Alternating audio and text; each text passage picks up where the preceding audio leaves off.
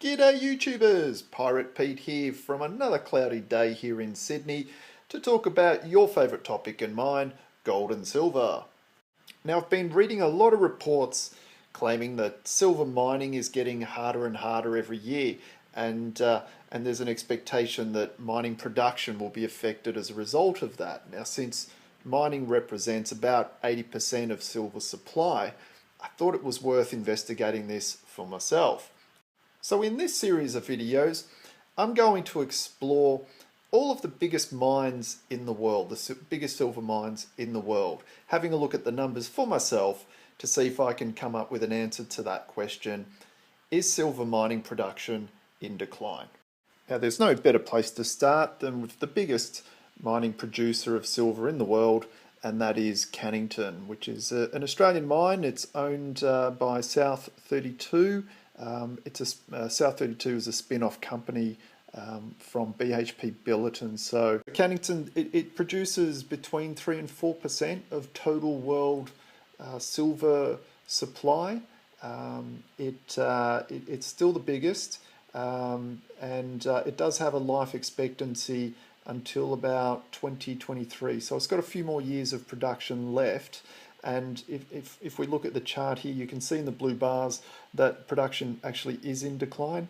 The year-on-year production from financial year 2011 to the most recent financial year ending 2015, you can see those blue bars getting smaller and smaller, and the red line there, that is the rate of decline. So the rate of decline does sort of jump around a bit, but it sort of, what was the low point there was just under 5%, peaked at just about 20%. Currently it's about 10% decline year-on-year production.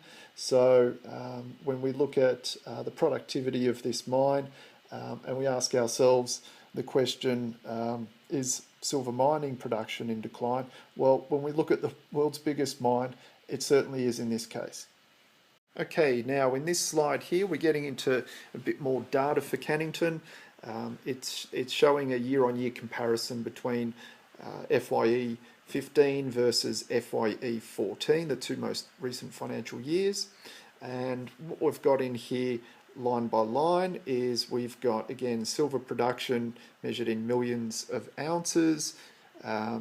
We've got lead production and zinc production. So in Cannington, it's worth noting that when they're processing their ore there, they're not just producing silver, they're actually also producing lead and zinc. So it's a good outcome for the mine owner, because by extracting and crushing the same rock, they're really extracting three minerals and metals that they can actually use to raise revenue or generate revenue from. So total ore being processed, it did increase by 2.7%, so up to 3.289, that would be million tonnes. The total cash cost of processing all of those ore is 559 million in the most recent financial year, and that's been apportioned out between those three metals. So silver is about 45% of the costs, lead 38%, and zinc 16% of those costs. So the total cash cost for silver production for this mine, expressed in US dollars per ounce, is $11.19 for the year on average.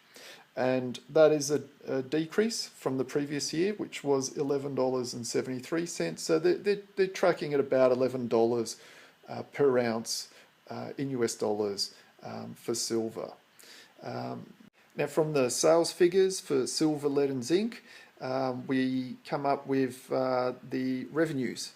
So the revenue for silver is just over 400 million.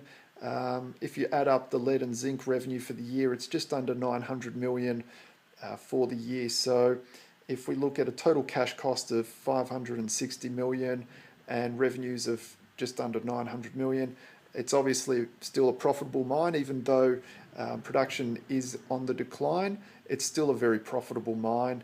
The cash cost of production are still well under the spot price for For silver in particular, you dare say that this mine is not going to get mothballed anytime soon when it's making that sort of money.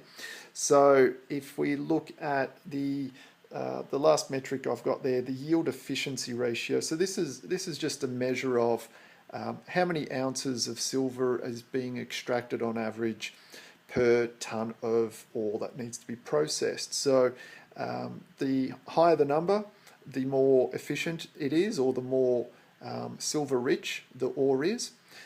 So you can just do a year-on-year comparison. You can actually see that it has declined from 7.9 ounces per tonne to 6.9 ounces per tonne. So, okay, so that wraps up part one of this series. In the next video, we'll be looking at the second biggest silver mine in the world, and looking at the data for its production, as well as we explore the question, is silver mining production in decline?